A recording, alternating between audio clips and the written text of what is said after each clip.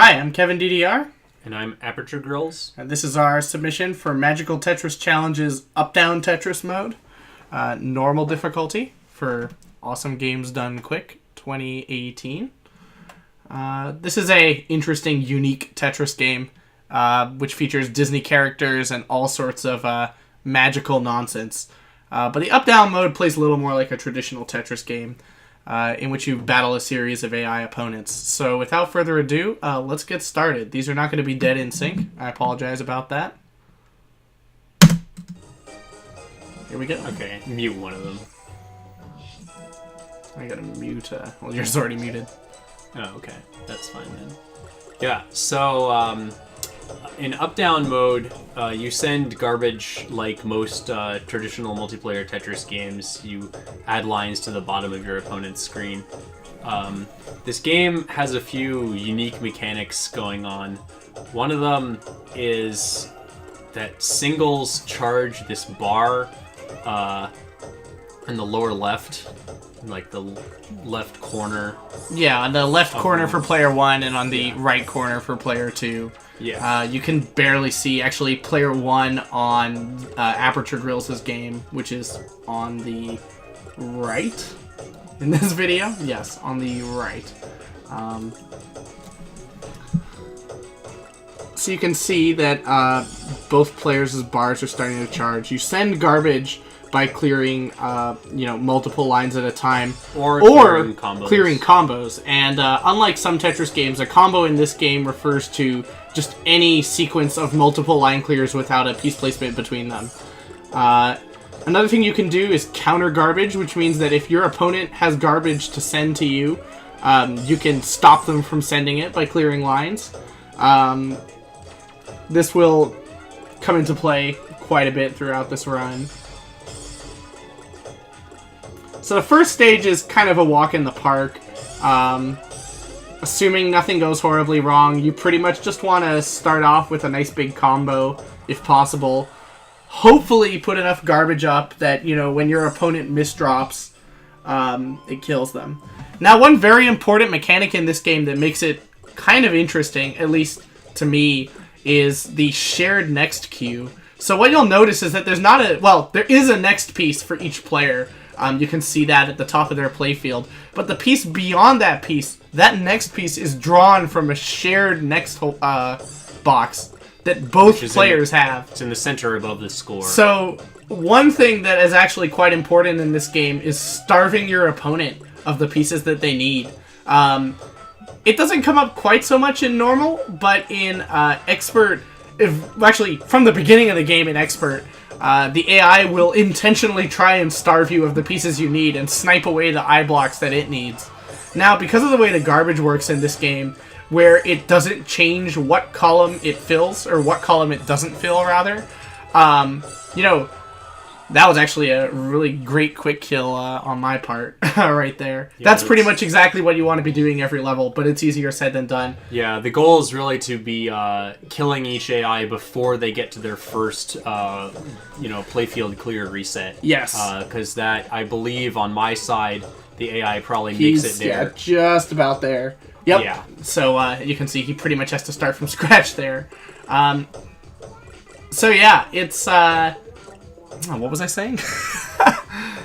You were talking about the shared next queue. Yes. So the AI on the harder difficulty levels and at the end of normal will start starving you of your pieces.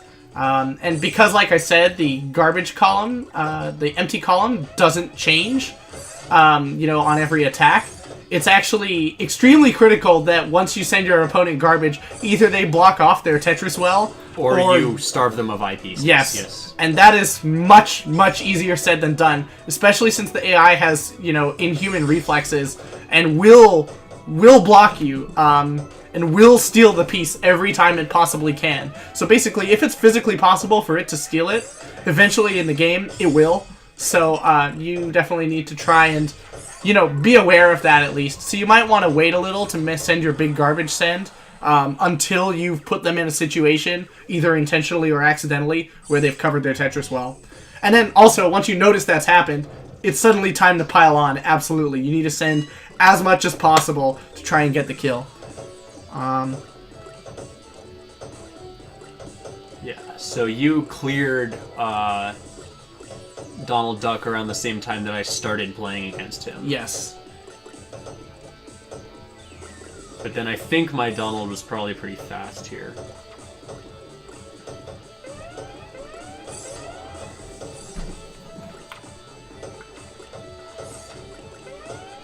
Alright, you can see I'm trying to set up that combo on the left here. Yeah, Donald just completely screwed himself over in my run. And there's a combo there. And you can see it's got a 1-1-1-4 send, right? Which, singles, or rather combos, I believe, send one line per increment of the combo past 2. Which is nice, but, you know, it's all still very easily counterable, so...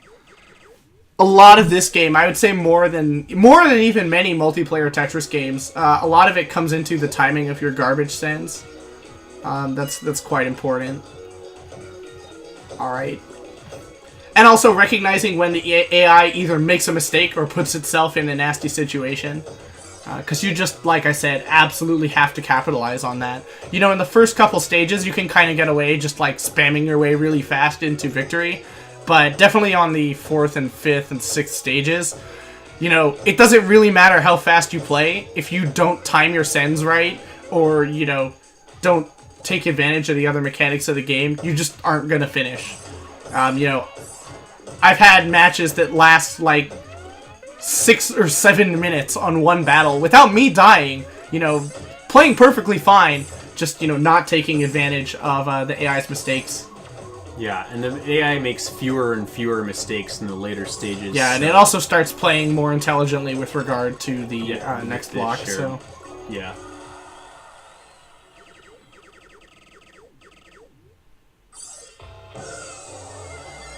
All right, and so here we are coming into Pete, the final character you play against. And it looks like I lost on my side. Yep, and that will happen. It's very easy. Again, you know, with this game not having a hold box and having a very restrictive rotation system, and also really ugly, nasty piece spawn orientations, it's very easy to make one misdrop and just absolutely torpedo yourself. The other problem, of course, is, you know, you're trying to set up these combos for giant garbage sends, but of course if you misdrop, that's just, you know, you're probably going to survive, but that's so much time spent not clearing the lines that you want to clear that it can be quite hard to recover from, unless you're almost at your full magical meter, which will wipe out, you know, most of your screen.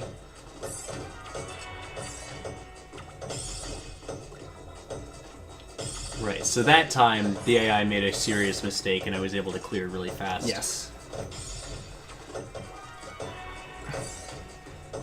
And the 6th battle of 6 in this game, the final battle against Pete, is extremely hard. Again, not impossible, but much harder than anything else in normal mode. So, you know, you really do have to play quite intelligently. You know, you can't just really brute force it. And I'm known in the Tetris community for brute forcing games and not really understanding them. So, as you can imagine, to me, this was a bit of a change of pace. But, you know, that's a good thing sometimes. So, alright. I think I died again on this battle at least once. Or if I didn't die, it just took absolutely forever. As it does sometimes.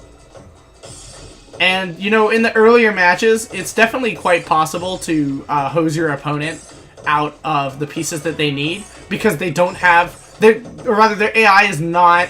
It doesn't place a priority on, you know, grabbing the pieces it needs from the next queue. Whereas against Pete, he really does. So, it's like, even if you are, you know, competent at that mechanic, it can still be extremely hard to actually take advantage of it, because unless you literally put him in a situation where there is no technical way for him to get the piece, he will get it, which is just really... it's hard. So, Aperture here has just about caught up to me.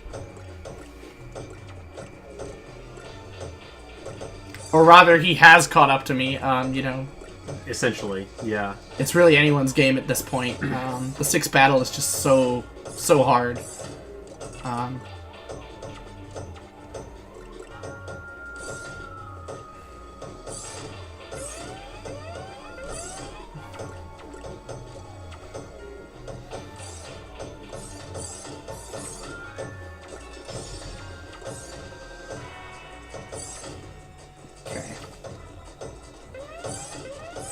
And it's not looking great for me. I don't think I clear on this run. I think I might take one more attempt. Either that or this one just lasts absolutely forever, which is also quite possible. Because he's going to clear his Especially screen. against Pete. Yeah. And, you know, he's smart as well. He will take singles when necessary to build up his meter. See, I mean, look at this. I just cleared 3 Tetrises in a row as part of a combo. And that may not even be enough. I mean, he just countered almost all of it immediately. And another thing, of course, to consider is that when you get your screen clear item, you know, that's time that you can't spend sending lines. So it can be... I mean, it's not like it really changes your strategy, but it can be mildly frustrating when that... If you proc it at the wrong time, then yeah, it can be annoying. Another thing is that right after that full screen clear happens... oh yeah, so I die there. Right after it happens, the game gives you only eyepieces for a little while. It just like locks the next block queue as eyepieces, and so you know it's intended so that the player who just got the magic clear will be able to capitalize and on, get a Tetris, you know, and get a Tetris or two. But because the line clear, actually, if you look at the way it works, it does leave a column that you can, you know, yeah, Tetris it in. clears out the lowest column entirely after dropping all of the blocks with free fall. Which is kind of a cool mechanic, you know, there's nothing really like that in other Tetris games. So, Yeah. Oh, and each time you use the magic meter, it clears less of the screen and takes more, just a brutal loss there.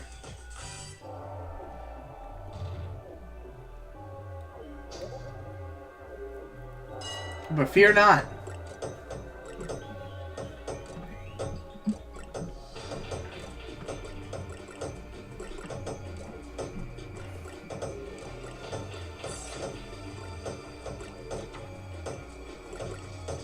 Yeah, I got really posed there. I can't remember And whether now I lost this. You can or... see that Pete is about to mess up on my side. Yup, he's hosed. And he's pretty much done at this point as long as I can still sing garbage. So, of course I noticed that, and, you know, I just try to get those singles just to give him just anything more before he works through the mess. Yeah, and he's screwed there up, you go. so... That's that. And time stops when my score increases. And there we are. 12:36. And now Aperture, I think, is almost done.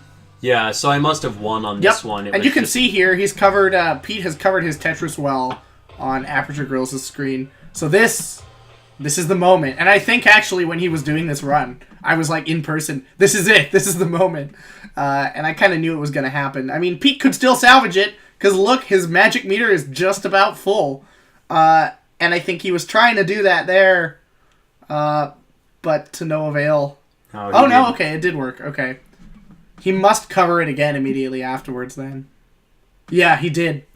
And there was no way to clear that line either, so... Oh yeah, because he has a double... Yeah, and... It's weird, in all the ways that this AI is cheaty, sometimes it's not cheaty in very obvious ways. Like, it doesn't play really quickly when it needs to. So, anyway, Aperture, you know, put together a little bit of a combo there, and that's that. Yeah. So, I get, what, a 1342, 3? 44, I think. 44. Oh, yeah. Yeah. All right. So, those are the 2 runs, and... Yeah, we figured we'd submit combined commentary, because this is meant to be a race. Yes, race with us and TBCR, or Tender Bacon Cheddar Ranch, as I like to call him. Hope you enjoyed watching it, and see you later. Oh, we're putting our estimate, I believe, at 30 minutes in case of absolute worst-case dumpster fire, which is plausible, but 99.999% of runs finish in well under 20 minutes, even still as a worst case, so... You know, just something to expect, I guess. Anyway, have a good one. Thanks for watching. Bye.